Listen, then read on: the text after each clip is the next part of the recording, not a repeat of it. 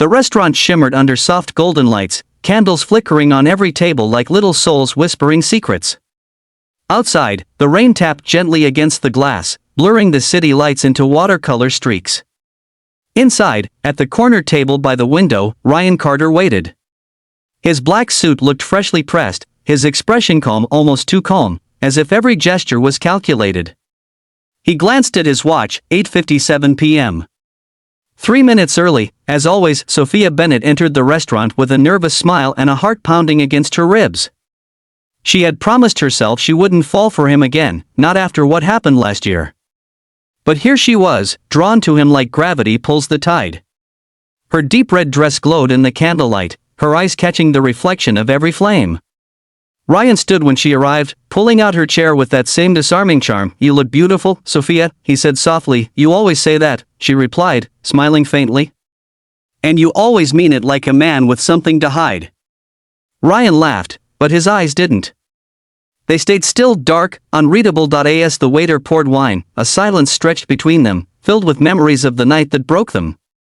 The night Sofia found a hidden file on Ryan's laptop, a folder named the Bennett case.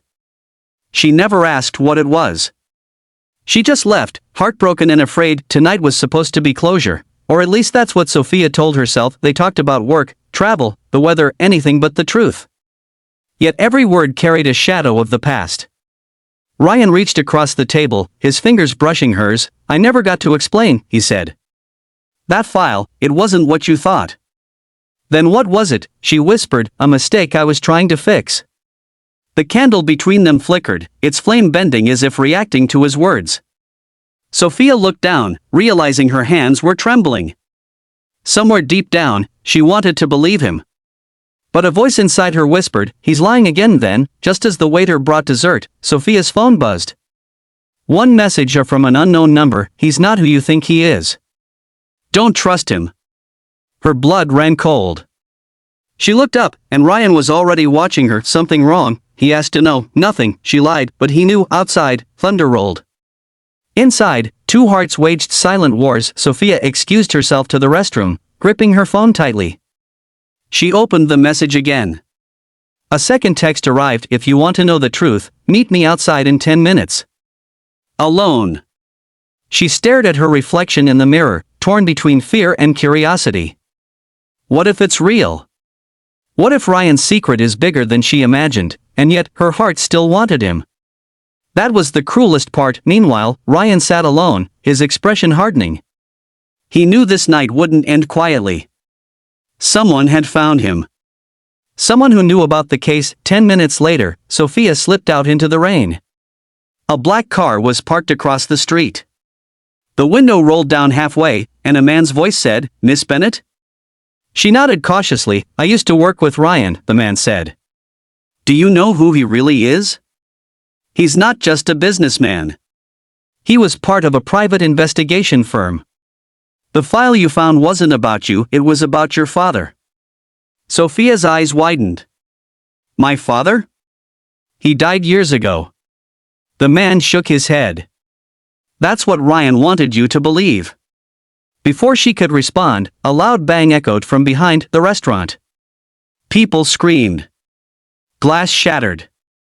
The lights went out. Sofia turned and saw fire reflecting in the windows. Her heart stopped. "Ryan," she screamed. She ran toward the flames without thinking. The car sped away into the night. Inside, smoke curled through the air. Tables were overturned, the smell of gas strong. Ryan stumbled out from behind the bar, coughing. He grabbed Sofia's arm. "You shouldn't have come back," he shouted. "You think I'd leave you in there?" She yelled back. "You don't understand, Sofia. They were never after you. They were after me." He pulled her out just as the ceiling collapsed behind them. Outside, the rain poured harder, extinguishing sparks as sirens wailed in the distance. Sofia looked at him, drenched, trembling, confused. "What are you talking about? Who are they?" Ryan's face softened with guilt. "I used to work for a company that erased people's pasts for the government, for money. Your father was one of our targets. But I couldn't do it. I saved him. That's why they killed him, and now they're coming for me."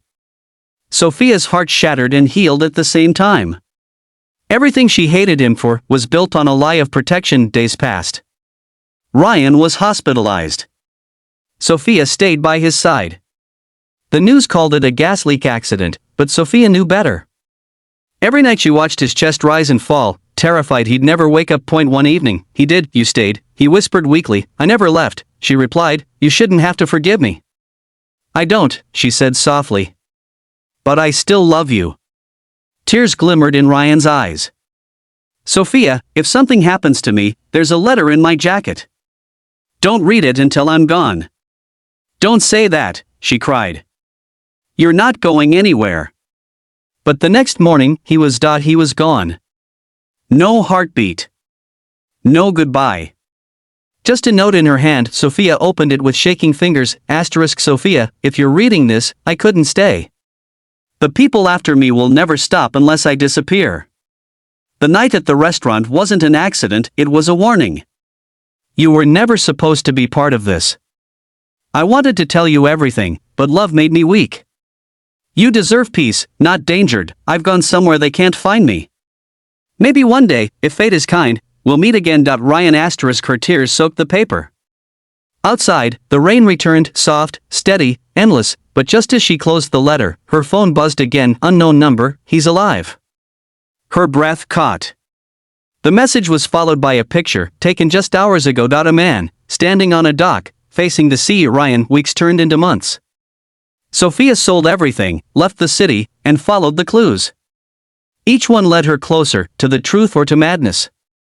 Until one morning, in a small coastal town in Italy, she saw him, Ryan. He stood at the edge of the pier, the wind tousling his hair. When he turned, his eyes met hers, and everything stopped. "You found me," he said quietly. "I was never going to stop," she replied. They stood there, between sea and sky, between past and future. The sun rose behind them, painting the world gold again. "What happens now?" she asked. "Now," Ryan smiled faintly, "we start over. No more lies." Sofia stepped closer, her hand finding his. "And if they come for us again?" Ryan looked out at the horizon. "Then they'll have to catch us together." The wind carried his words like a promise, the waves crashed against the pier like applause, and as the candlelight of morning filled their eyes, the story of Ryan and Sofia began again. Rose. The end rose.